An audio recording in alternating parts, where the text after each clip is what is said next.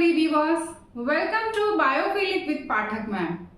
Sexual reproduction in flowering plants ये chapter हम लोग पढ़ रहे हैं और इस चैप्टर के हमने 4 लेक्चर्स कंप्लीट कर लिए हैं। आज हमारा 5th लेक्चर है, ठीक है। तो अगर आपने पिछले वीडियोस नहीं देखे हैं तो प्लीज जाकर देखिए, आपस में ये कनेक्ट करते हैं तो आपको आज का वीडियो अच्छे से समझ आएगा, ठीक है। तो आज शुरुआत में हम देख लेते हैं कि लास्ट लेक्चर में हमने जो पढ़ा था उसका थोड़ा सा रिवीजन है ना। हमने ये जाना कि जो माइक्रोस्पोर मदर सेल है जिससे कि माइक्रोस्पोर बनने हैं, उसमें क्या होता है, मियोसिस होती है। माइक्रोस्पोर मदर सेल जिसे शॉर्ट में एमएमसी भी कहते हैं, उसमें मियोसिस होती है और उसके बाद आपके टेट्राड बनते हैं। और टेट्राड क्यों कहा जा रहा है, क्योंकि ये 4 इन नंबर्स होता है, 4 की संख्या होती है, इसलिए इनको टेट्राड कह दिया जाता है। नॉर्मली बोलते हैं ना टेट्रा, ट्राई, डाई, तो इसीलिए इसको टेट्राड कहा जाता है। और यहाँ पर मियोसिस हो चुकी है तो अब ये कैसे हो जाएंगे, हैप्लॉइड हो जाएंगे, यानी नंबर और हैप्लॉइड, ठीक है। At the initial stage, all microspore are attached together with the help of callose layer. शुरू में क्या होता है कि जब इनमें मियोसिस कंप्लीट होती है तो ये 4 नंबर्स में होते हैं और आपस में किस चीज से जुड़े होते हैं, एक कैलोज लेयर होती है, उससे आपस में ये जुड़े होते हैं, कनेक्टेड होते हैं, यानी एक ही जगह रहते हैं। फिर क्या होता है, टैपिटम से एक एंजाइम रिलीज होता है जिसका नाम है कैलेज एंजाइम। वो क्या करता है, इसके ऊपर सिक्रीट, जब जैसे ही टैपिटम से कैलेज एंजाइम सिक्रीट होता है वैसे ये क्या होता है, जो कैलोज लेयर होती है ना वो डिजॉल्व हो जाती है, ठीक है, डिजॉल्व हो जाती है और ये फिर फ्री हो जाते हैं। ये क्या हो जाएंगे, फ्री हो जाएंगे और फ्री होने के बाद अपना पॉलन, सभी माइक्रोस्पोर से फिर पॉलन बनेगा, ठीक है। तो लास्ट लेक्चर में हमने ये पढ़ा था। फिर मैंने आपसे कहा था कि टेट्राड के टाइप होते हैं, 5 टाइप के टेट्राड होते हैं और 5 का नाम हमने आपको बताया था, लिखा था, आप उसे जाकर के देख लीजिएगा तो आपको याद हो जाएगा। अब आज उन टाइप्स को समझा जाएगा, ठीक है।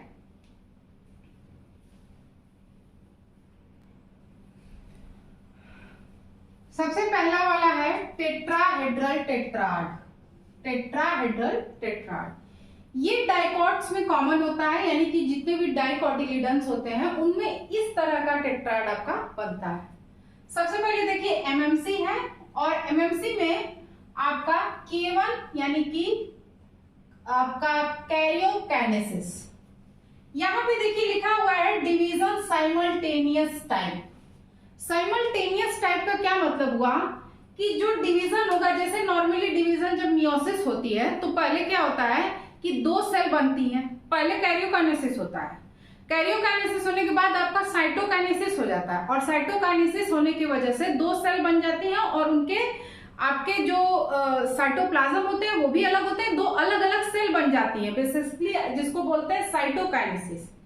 लेकिन यहाँ पर क्या हो रहा है, यहाँ पहले कैरियोकाइनेसिस हो रही है, फिर दोबारा और एक बार कैरियोकाइनेसिस हो रही है, लेकिन अभी तक कोई भी साइटोकाइनेसिस नहीं हुआ है, यानी साइटोप्लाज्म का डिवीजन नहीं हुआ है।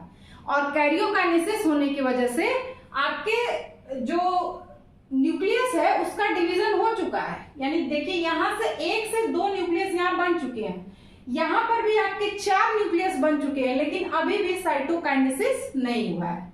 तो साइमल्टेनियस टाइप का यही मतलब हुआ कि पहले आपका कैरियोकाइनेसिस 2 बार हो जाएगा, उसके बाद साइटोकाइनेसिस होगी, ठीक है।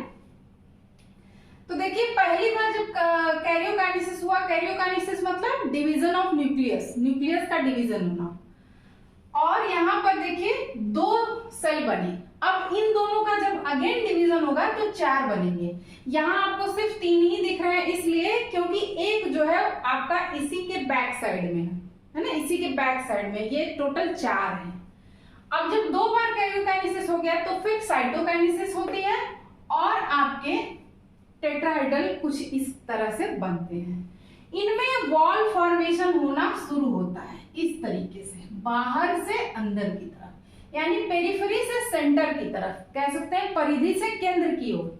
ये देखिए लिखा हुआ है वॉल फॉर्मेशन सेंट्रीपिटल मैनर में होता है, ठीक है, from periphery to centre, periphery to centre. तो सेंट्री, इसी को कहा जाता है सेंट्रीपिटल मैनर। जब कोई चीज बाहर से केंद्र की तरफ आए, यानी कि पेरिफेरी से सेंटर की तरफ आए, तो उसे सेंट्रीपिटल मैनर कहा जाता है। अभी आप जब मोनोकॉट पढ़ेंगे तो उसमें अंदर से बाहर की ओर जाएगा, सेंटर से पेरिफेरी की तरफ जाएगा। तो इस तरह से आने के बाद अब पूरा आपका पूरी वॉल बन चुकी है, ठीक है। अगर इसका एक एग्जांपल लिया जाए तो इसका कैप्सुला एक एग्जांपल हो जाएगा। कैप्सुला वो भी एक डाइकोटिलीडन प्लांट है, कैप्सुला। अब मोनोकॉट वाला देखते हैं।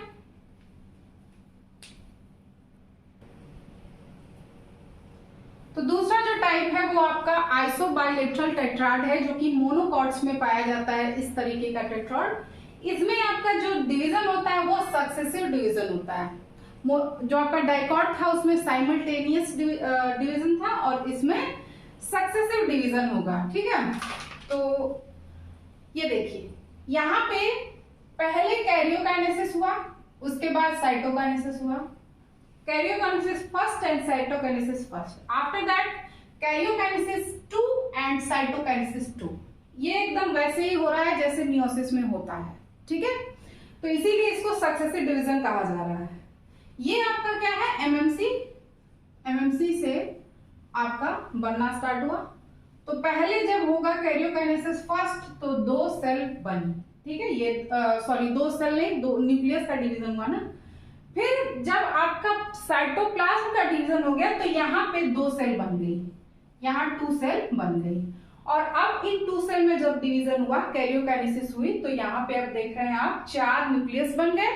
और 4 न्यूक्लियस बनने के बाद जब आपकी साइटोकाइनेसिस होती है तो कुल 4 सेल्स बन जाती है, ठीक है। और इसमें वॉल फॉर्मेशन आपका किस टाइप का होगा, सेंट्रीफ्यूगल टाइप। सेंट्रीफ्यूगल टाइप का मतलब हुआ कि यहाँ पे एक्सिस से आपका पेरिफेरी की तरफ जाएगा, यानी कि आपका सेंटर से पेरिफेरी की तरफ, केंद्र से परिधि की ओर, इसको बोला जाता है सेंट्रीफ्यूगल टाइप। यहां से इस तरीके से जाना, ऐसे जाना।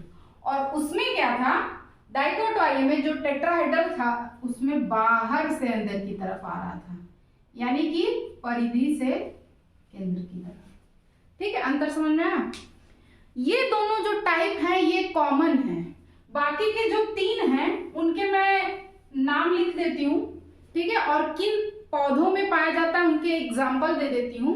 बाकी मैं आपका डायग्राम लगा दूंगी कि वो किस टाइप के होते हैं, कैसे दिखते हैं, ठीक है।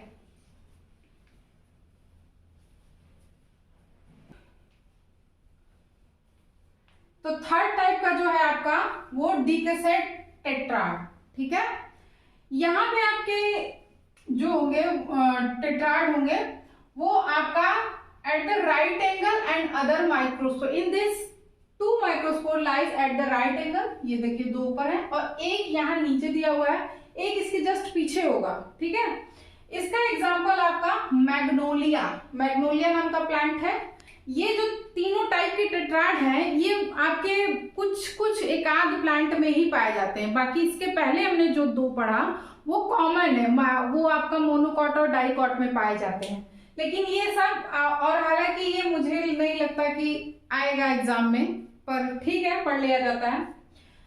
फिर टी शेप टेट्राड जो है वो आपका देखिए 2 जो है वो ट्रांसवर्स अरेंज रहेंगे, ट्रांसवर्सली 2 अरेंज रहेंगे और 2 लॉन्गिट्यूडली अरेंज है। ये दोनों ट्रांसवर्सली है और ये दोनों लॉन्गिट्यूडनली है। इनका एग्जाम्पल है अरिस्टोलोचिया और एक है बुटोमोप्सिस, 2 प्लांट हैं। और 5th टाइप का जो लीनियर टेट्राड है ये चारों एक लाइन में अरेंज रहते हैं, देखिए ये इस तरीके से। और इसका क्या एग्जाम्पल है, हेलोफाइला, है ना। ये एक लीनियर ऑर्डर में अरेंज रहते हैं। नॉर्मली हम लोग ऐसे ही बना दिया जाता है ना, ये इस टाइप का टेट्राड, तो ये लीनियर वाला ही हो गया, ठीक है। अभी हम लोगों को एक प्लांट का नाम लिखते हैं जिसमें कि इन चारों तरह के टेट्राड बनते हैं और फिर हम लोग पढ़ेंगे आपका पॉलन ग्रेन का स्ट्रक्चर,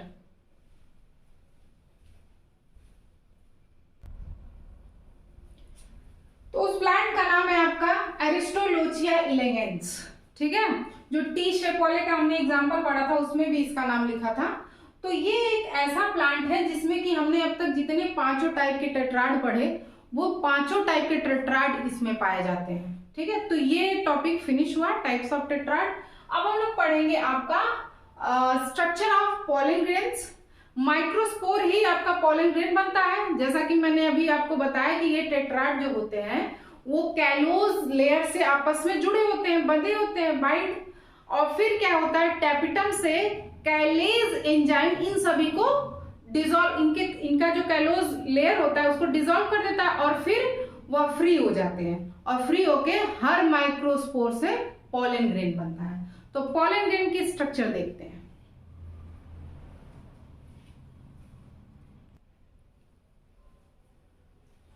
तो ये आपका एक पॉलन ग्रेन है, ठीक है, पॉलन ग्रेन। आपको मैंने बताया है कि पॉलन ग्रेन क्या होता है, मेल गैमेटोफाइट होता है ना। कहीं ये मत सोचिएगा कि पॉलन ग्रेन ही मेल गैमेट है, बिल्कुल नहीं, पॉलन ग्रेन मेल गैमेट नहीं है। अभी ये पॉलन आपका जर्मिनेट होता है और उसके बाद ये जाता है आपका स्टिग्मा पे, वहां पे जर्मिनेट होता है और पॉलन ट्यूब बनाता है ना। पॉलन ट्यूब बनाता है तब जाकर के उसके अंदर मेल, पॉलन के अंदर मेल गैमेट होता है। तो इसको मेल गैमेट मत समझिएगा। अभी ये क्या है, मेल गैमेटोफाइट है, मेल गैमेटोफाइट। देखिए ये गैमेटोफाइट, गैमीट मतलब गैमिट है ना, जिससे गैमिट बने, जैसे मेल गैमिट, फीमेल गैमिट। और ये फाइट, फाइट मीन्स होता है टू प्रोड्यूस, बनाना, है ना। तो जो गैमिट बना है उसको गैमेटोफाइट बोलते हैं, ठीक है। इसी तरीके से फीमेल वाला में इम्ब्रियोसाइक होता है गैमेटोफाइट। फीमेल गैमेटोफाइट क्या होता है, इम्ब्रियोसाइक, क्योंकि उसमें आपका फीमेल गैमिट बनता है। तो ये देखिए इसके 2 वॉल हैं पॉलन की। ये तो इसकी खुद की प्लाज्मा मेम्ब्रेन हो गई, ये खुद की प्लाज्मा मेम्ब्रेन हो गई। उसके बाद एक आउटर वॉल जो है या लेयर कह लीजिए, उसका नाम है इक्साइन। इक्साइन किस मटेरियल से बना होता है, होता है स्पोरोपोलेनिन, स्पोरोपोलेनिन से बना होता है, ठीक है। स्पोरोपोलेनिन की खास बात यह है कि ये आपका बहुत ही रेजिस्टेंट मटेरियल होता है। कोई भी एल्कली, एसिड और या फिर कोई प्रोटीन, एंजाइम, किसी भी चीज का इस पे कोई असर नहीं होता है, ठीक है। और इसी कारण की वजह से यह एक फॉसिल के रूप में, फॉसिल के फॉर्म में हजारों करोड़ों वर्षों तक पड़ा रहता है, इस पे कोई असर नहीं होता है, ठीक है। उसके बाद अंदर वाली जो वॉल होती है उसको एंटाइन कहते हैं, एग्जाइन के जस्ट अंदर। और उसका वो किससे बना होता है, ये बना होता है सेलुलोज एंड पेक्टीन, पेक्टीन से, सेलुलोज एंड पेक्टीन से, ठीक है। ये वॉल लेयर आपकी हार्ड होती है और ये सॉफ्ट होती है। ये जो है एग्जाइन आपकी, ये कंटिन्यूअस नहीं होती है, डिसकंटिन्यूअस होती है। देखिए यहाँ यहाँ पे, यहाँ पे, यहाँ पे और यहाँ पे यह नहीं है, ठीक है। जहां जहां ये नहीं होती है उस जगह को हम कह देते हैं जर्म पोर। अब आप सोचिए कि अगर पूरे पॉलन ग्रेन पे एग्जाइन की लेयर रहती तो इसके अंदर का ये इतना रेजिस्टेंट है तो इसके अंदर का मटेरियल बाहर नहीं आता, बाहर से कुछ अंदर नहीं जाता, है ना। हालांकि ये पूछा भी है एनसीईआरटी में कि ये जो एग्जाइन लेयर होती है ये इतनी मतलब हार्ड क्यों होती है, ऐसा क्यों होता है। तो ऐसा इसलिए होता है ताकि ये पॉलन का आपका प्रोटेक्शन हो सके, ये मतलब कहीं पे भी जाके मतलब इसको खराब ना हो जाए, किसी चीज से लग करके ये इसका मतलब डिस्ट्रॉय ना हो जाए, ठीक है। तो इसीलिए एग्जाइन जो लेयर है इसके आउटर कवरिंग होती है। अब जहां जहां पे यह नहीं है वहां वहां से जर्मपोर है। तो ये जर्मपोर बाद में पता है ये जर्मपोर क्या बनाते हैं आपका, यही बाद में आगे चल के पॉलन ट्यूब बनाते हैं। इस तरीके का पॉलन ट्यूब बनता है, इन्हीं जर्मपोर से ही पॉलन ट्यूब निकलती है। यही जो एंटाइन है ना, एंटाइन ये अंदर वाली, यही इस तरीके से मुड़ करके आगे पॉलन ट्यूब बनाती है। तो वो हम लोग आगे पढ़ेंगे, वो अभी उसको नहीं पढ़ना है। फिर इसमें एक आपका न्यूक्लियस होगा, ठीक है। अभी हम लोग क्या जानते हैं कि एग्जाइम और इंटाइम में क्या डिफरेंस है, ये जान लेते हैं। और उसके बाद हमको इसका इंटरनल स्ट्रक्चर पढ़ना है कि कैसे इसमें मेल गैमीट बनता है। ठीक है,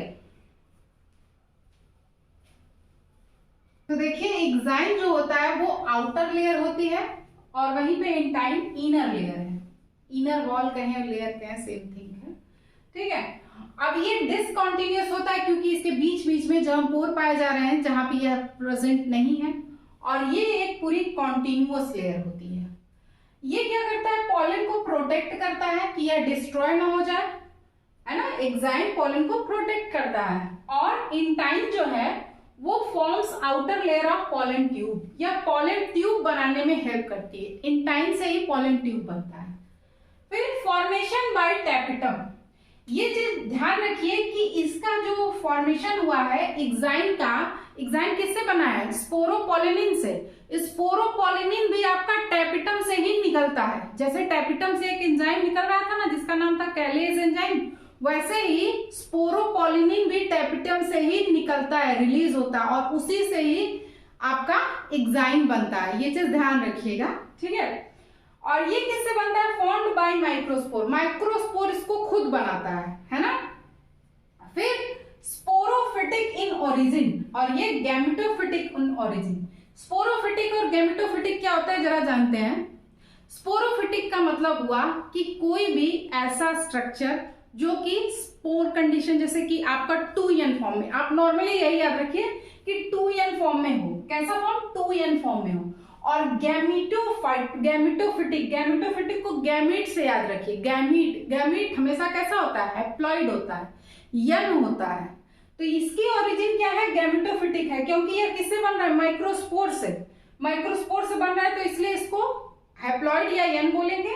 और इसकी ओरिजिन कहां स्टार्ट होती है, टैपिटम से। तो टैपिटम कैसा था, 2n था ना, उसमें कोई आपका मियोसिस नहीं हुआ है तो वह 2n है, तो इसलिए ये कैसा है, 2n है, आपका स्पोरोफिटिक है।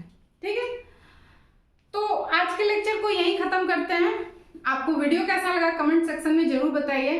ठीक है, और अगर चैनल पे नए हैं तो प्लीज चैनल को सब्सक्राइब जरूर करिए, और अच्छा लगा हो तो लाइक करिए, अपने फ्रेंड्स के साथ शेयर करिए। Thank you so much for watching.